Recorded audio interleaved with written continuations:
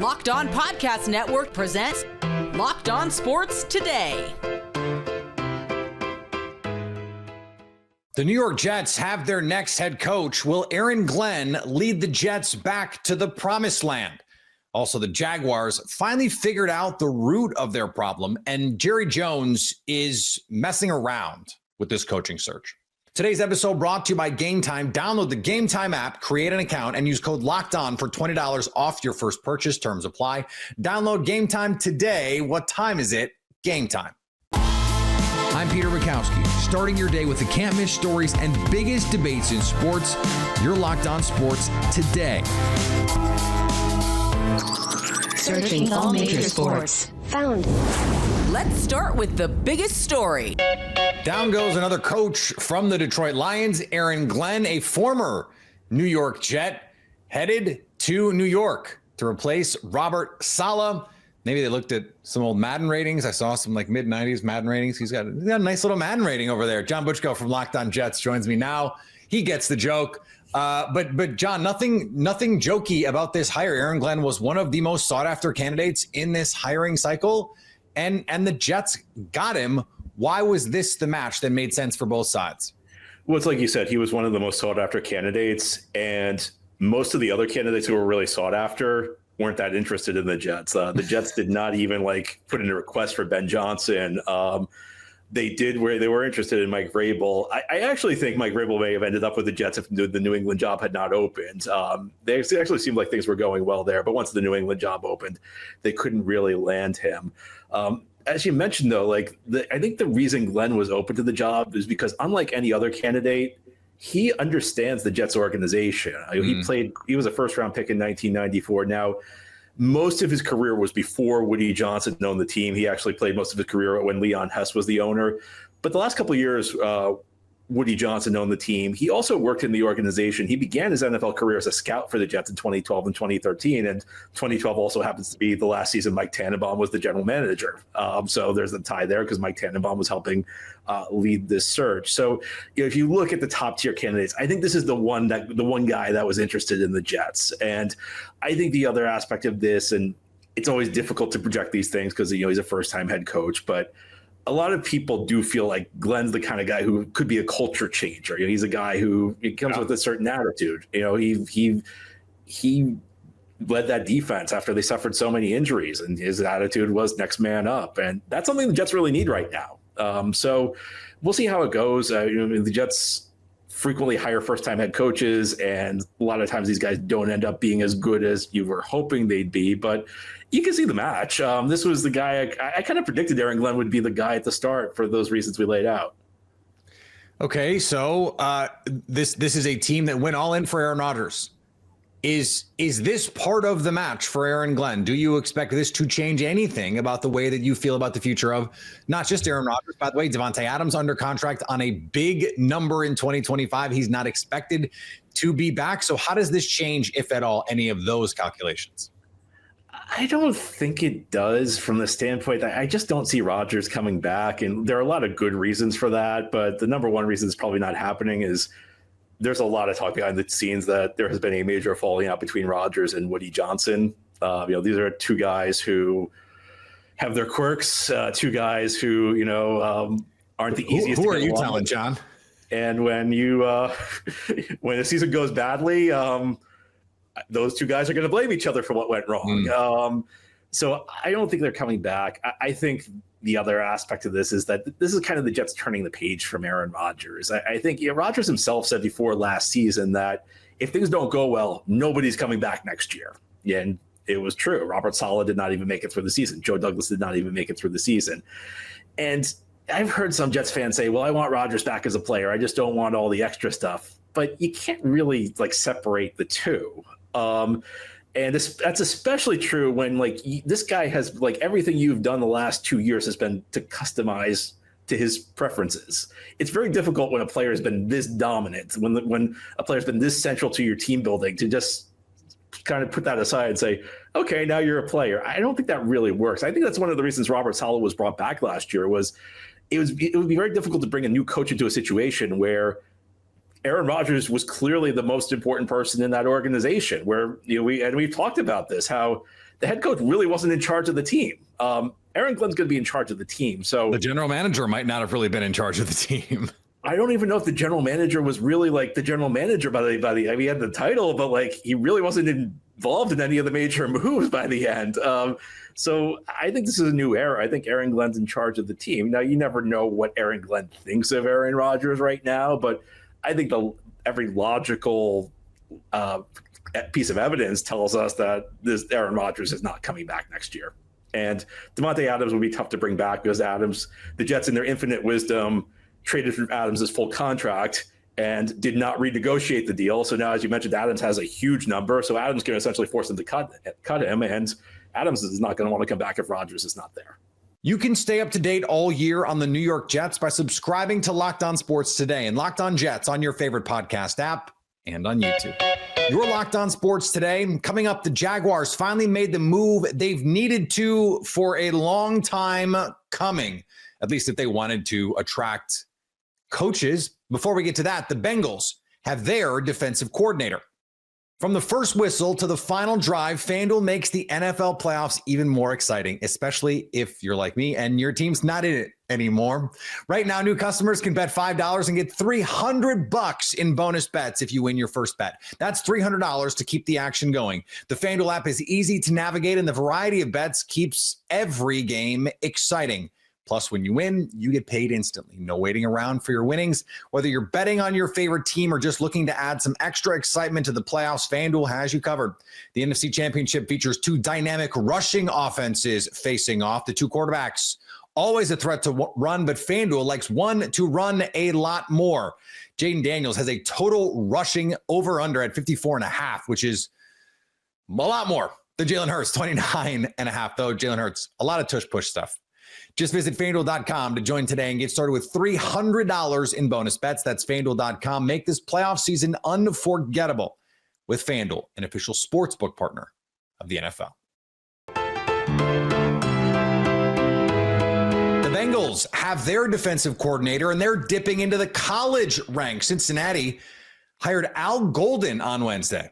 As expected, James, the former Notre Dame defensive coordinator. One of the most fascinating things to me about it, as this news percolated into the national zeitgeist a little bit after the national championship game was reported by the national reporters. Everyone who follows the Bengals has known this for a while, but is the reaction from those that cover Notre Dame closely or are tied to Notre Dame.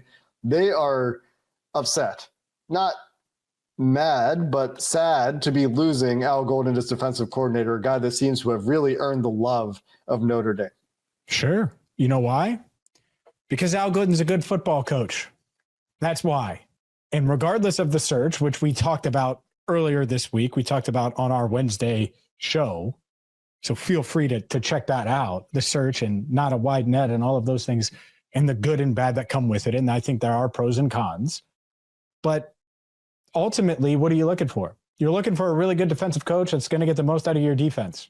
I don't know if that's going to happen, but Notre Dame knows that he's a good coach. The Dallas Mavericks got some bad news on Derek Lively. Will it never end? Derek Lively, reported by Shams Charania, will be out for 2 to 3 months with a fracture in his foot. There's just so many levels to this that we can talk about. First of all, can we talk about how annoying it is that Derek Lively was listed as questionable for the game today on Wednesday against the Timberwolves? That's beside the point.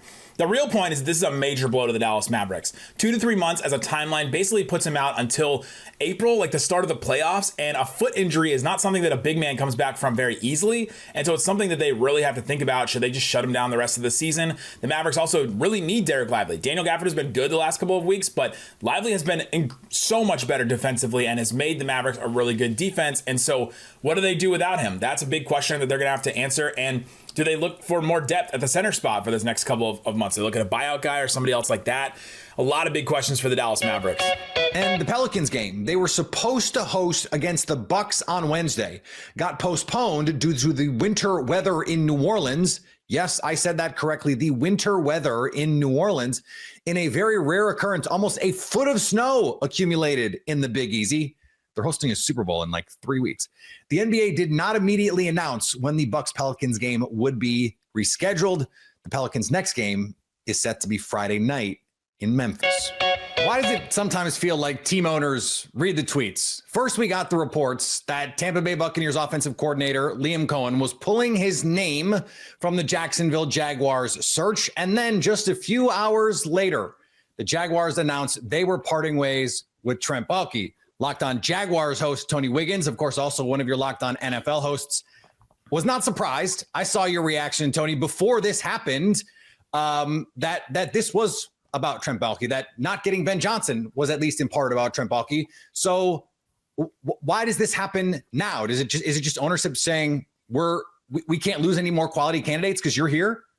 I think that's what it is, really. I think it boiled down to him liking Trent, him liking his style, him liking the way Trent gives him information, and it really made him lose the possibility that the perspective of other people wasn't quite the same one he had. And this isn't necessarily about whether or not Trent Baalke was decent in his eyes as a GM. What this is more or less about is whoever you're asking if they want this job as a candidate, they don't care if he was decent or not. They want to go in a totally different direction. The longer you leave people that are there from the past, the future can't go and be what it's supposed to be. So this isn't about necessarily somebody coming in here solving the Jaguars' problems. This is somebody coming in with a clean slate saying, this is how I know you have to get to winning, and now we're going to search for solutions.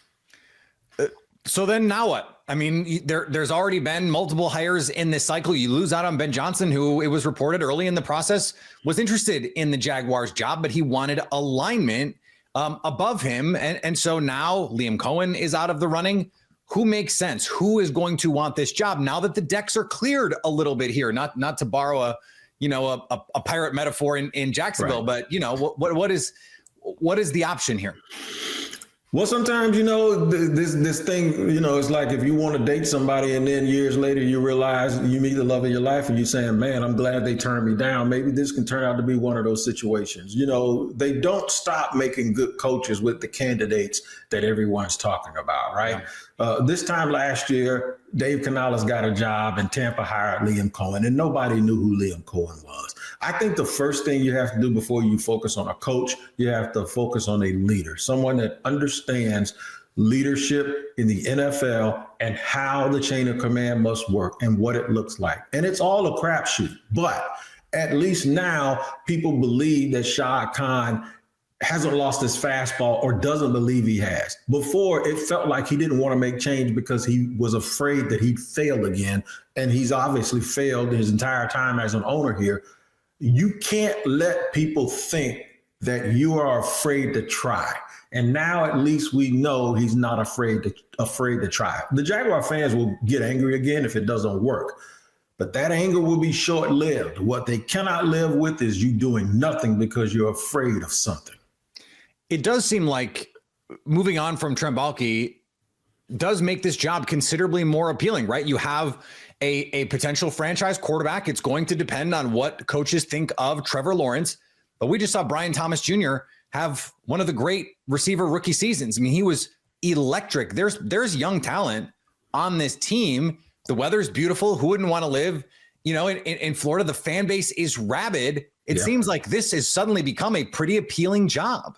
Yeah, and guess what? You have an owner who's very, very patient, who'll spend money in free agency, who doesn't meddle. It is the total opposite of the Dallas Cowboys situation. But that's even a situation where that dude will never act like he's lost his fastball, because even if he might have had, he doesn't think so. And that's the perfect example of what I'm talking about. Come on, have you seen him on Landman? He's still throwing 95. I'm telling you, man, it's not even fake it till you make it. Jerry believes in himself to a degree where nobody else does. But now they're going in a different direction. And what we're doing here in Jacksonville now, I think, goes from, hey, can you come in and fix our situation, to, hey, bring you your ideas, who you are. Tell me, the exec, that you have a great relationship where you guys have like-minded thoughts, and y'all come in here and do your thing. That's a big difference, because I think that's what needs to happen. we cannot continue to be the laughing stock of the league. Now that Daniel Snyder's gone and Washington changed it around, I think everybody was zoomed in on the Jaguars as the NFL's dumpster fire. That ends right now, or a chance for it to end starts right now. And now they just have to first start one person at a time, and that's what the person is going to lead the football operations in the franchise. Quickly, Tony, who makes the most sense as the new head coach of the Jaguars to you? Ooh, that's rough. To combine, I've been hesitant to do this because I think there are a lot of good qualified people, but I think they're going to go after Joe Brady from a football standpoint. And then I think they're going to try to spend as much money as they can to give him a head coach that has defensive coordinator experience. And then they're going to go for it. But I think the idea of Joe Brady excites the franchise, the fan base. But, and we know that that's not necessarily what you win with. But at least it gives the appearance that they're trying. And then whoever they decide to work with in personnel or put in personnel, as long as they ride on the same page, then the fan base and the media will ride along with it until we know otherwise. You can stay up to date all year on the Jacksonville Jaguars by subscribing to Locked On Sports Today and Locked On Jaguars on your favorite podcast app and on YouTube. Coming up, Jerry Jones is just messing around with the coaching search for the Cowboys. I love going to live events, whether it's sports, music, theater, or comedy. It doesn't matter. The excitement, the energy can be unforgettable. When you go, it is unmistakable. Game Time has a new feature called Game Time Picks that makes getting tickets for your favorite live events even easier. Game Time Picks filters out the fluff to show you only incredible deals on great seats, so you don't have to waste time searching through thousands of tickets. Curation makes it easier to save more on sports, concerts, comedy, theater, and more near you. Take the guesswork out of buying tickets with Game Time. Download the Game Time app, create an account, and use code LOCKEDON for $20 off your first purchase. Terms apply. Again, create an account and redeem code LOCKEDON for $20 off. Download Game Time today. What time is it? Game Time. The Dallas Cowboys need a head coach. Somehow they lost out on the Ben Johnson sweepstakes without even getting in it. And now it's looking like they might promote from within. Ryan Peacock and Matt Williamson break down the farce that is this coaching search Jerry Jones is conducting on a recent Peacock and Williamson. The little tips I've been told are Kellen Moore was their first choice and he turned them down.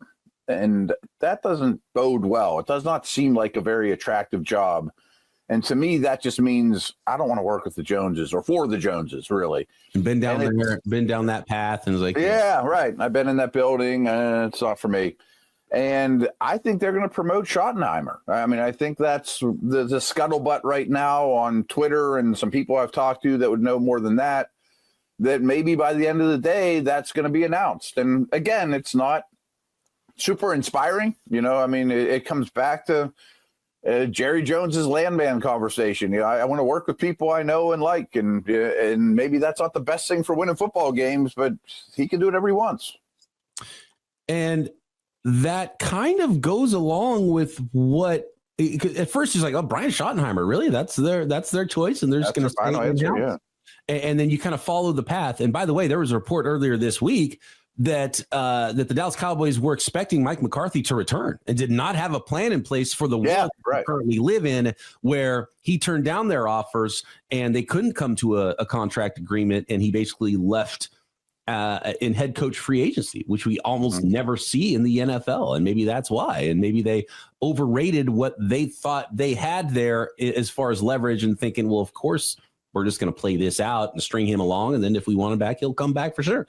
And Mike McCarthy didn't come back. But apparently they liked the job that the coaching staff was doing enough, because the other part of it is that as far as I know, like, those coaches haven't been allowed. Like, Schottenheimer's not interviewing for other jobs. No, I don't think so. Mike Zimmer, the defense coordinator, I haven't seen him on lists of being interviewed for other jobs. So that means that they have not been let out of their contract, which tells me that, yeah, maybe there's something to this, that Jerry Jones likes the coaches he has in-house and might just stick with the same group and just elevate Brian Schottenheimer, and likes the way the offense is going. And is like, okay, cool, we're going to keep the same offense. And Brian Schottenheimer, you're now the head coach. And I think there's some legs to this. Yeah. I imagine he has a good relationship with Dak Prescott. I mean, I hope so, but I don't know what kind of game day CEO leader of men he is, The thing that's always amused me about Jerry Jones' reputation as this cocksure, risk taker, rule breaker is he's been incredibly conservative for a long time. He let Jason Garrett stick around in Dallas like 5 years beyond when it seemed reasonable to any other human being on the planet. And then he replaced him with Mike McCarthy. Now, Mike McCarthy is a Super Bowl winning head coach, but he's no one's idea of an innovator at this point in the year of our Lord 2025. Understanding he was hired a couple years ago, but as we stand here today, it's not much different than his reputation was when he was hired in Dallas. It was the safe choice. Paying Dak Prescott all that money was the safe choice. And now doing something like promoting Brian Schottenheimer is the safe choice. Even doing something like hiring Kellen Moore is really just an internal promotion with a gap year or two. There's no risk. There's no upside here. This is the maintenance of the status quo. And I guess when you're the Dallas Cowboys and you print money, the status quo is good enough. But I would think after all these years of not being relevant in the NFC playoff race, of not even being close to a Super Bowl, that Jerry Jones would want to win one, because it's been a while. And how many more chances are there really going to be? And finally, Jimmy Butler just does not care, and the Miami Heat are fed up. According to a report from ESPN, Butler was suspended on Wednesday for 2 games. He missed a team flight earlier in the day, but planned to meet up with the team on his own time. The 2-game suspension, of course, covers a road trip, so Butler will just get to stay home. That'll show him. He wore Phoenix Suns colored shoes the other night. Can they just trade him already? I am so sick of this story. If you're catching this episode after hearing your favorite Locked On show, make sure to subscribe to Locked On Sports Today on YouTube or wherever you get your podcast so you never miss an episode. Also, if you're a new subscriber to Locked On Sports Today, we're here for you with the biggest stories in sports every day. Coming up on the next Locked On Sports Today, who will make it to the Super Bowl? We've got a Football Friday coming at you, so at least until tomorrow, stay locked on sports today. Locked On Podcast Network presents Locked On Sports Today. Go to our video on demand. Click on sports at the top of your screen. There, you'll find past episodes of Locked On Sports Today, plus other Locked On shows on demand.